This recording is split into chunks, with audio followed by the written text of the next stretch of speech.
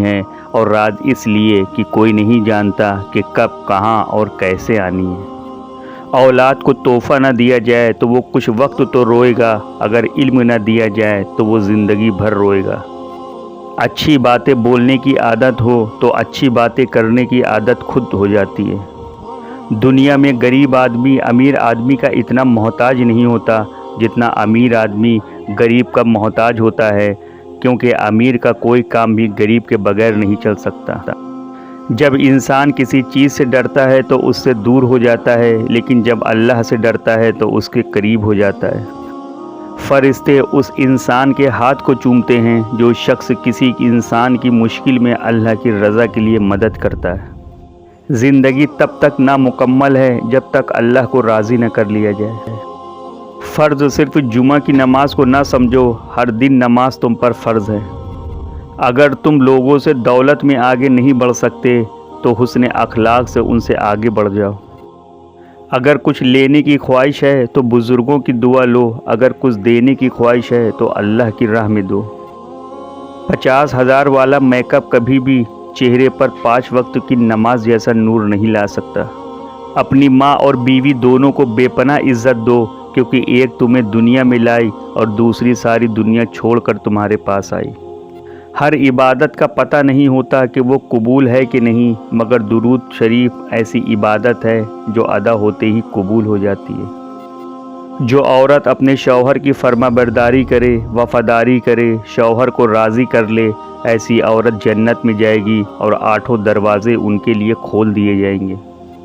جس گناہ سے عمر کم ہوتی ہے وہ ہے ماں سے بدسلوکی، جس گناہ سے انسان پر لعنت ہوتی ہے وہ ہے جھوٹ، جس گناہ سے دنیا میں پکڑ ہوتی ہے وہ ہے ظلم، جس گناہ سے رزق تنگ ہو جاتا ہے وہ ہے زنا، جس گناہ پر پردہ فاش ہو جاتا ہے وہ ہے نشہ، جس گناہ سے پوری انسانیت تباہ ہوتی ہے وہ ہے قتل، جس گناہ سے نعمتیں چھین لی جاتی ہیں وہ ہے تکبر، جس گناہ سے دعائیں قبول نہیں ہوتی ہیں وہ ہے حرام کی کمائی، جس گناہ سے رب ناراض ہوتا ہے وہ ہے باپ کی نافرمانی۔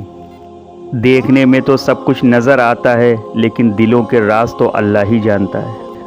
جب تم کسی انسان کے سامنے اللہ کے لیے خاموش ہو جاتے ہو تو اللہ تمہاری اس خاموشی سے متاثر ہو کر اگلے کو اس کی غلطی کا احساس کروا دیتا ہے۔ ایک مٹی کے بنے انسان کی محبت میں اتنی طاقت ہوتی ہے کہ دل کا قرار اور آنکھوں کی نیند چھین لیتی ہے، اللہ رب العزت کی محبت کا عالم کیا ہوگا۔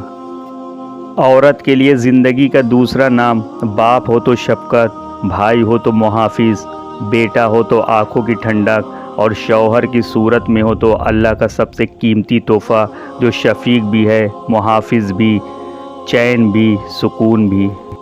جب اللہ نے تمہارے دل میں کچھ ڈالا ہے تو یقین رکھو نصیب میں بھی وہی ڈالا ہے۔